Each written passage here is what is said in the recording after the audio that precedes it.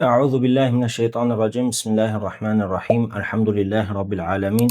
Ve salatu vesselamu ala rasulina seyyidina Muhammedin ve ala alihi ve ashabihi ecmaîn. Amma ba'd. Şafii məzhəbinə aid hökmləri oxumağa davam edirik. Qalel ashabu. Müəllif belə deyir. Qalel ashab. Yəni Şafii məzhəbinin alimləri belə deyiblər.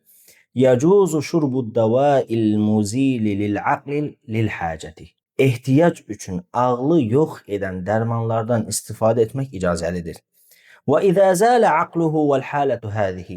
Bu halda ağlı gedərsə, yəni ehtiyac üçün dərman istifadə edərək ağlı gedərsə, ləm yəlzəmhu qada'u salavati ba'dal ifaqati. Özünə gəldikdən sonra qaçırdığı namazları qəza etməsi gərəkməz.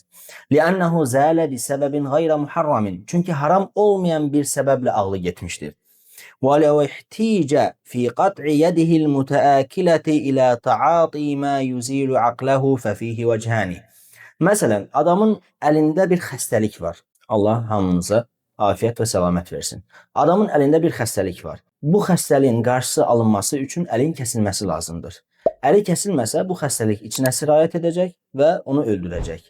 Əli kəsilməsi üçün də ona dərman verilməlidir ki, ağlı getsin. Yəni narkoz deyək günümüzdə. Bunun verilməsinin icazəlidirmi? İcazəli olmaqla bərabər bu səbəb şər'i bir səbəb sayılarmı?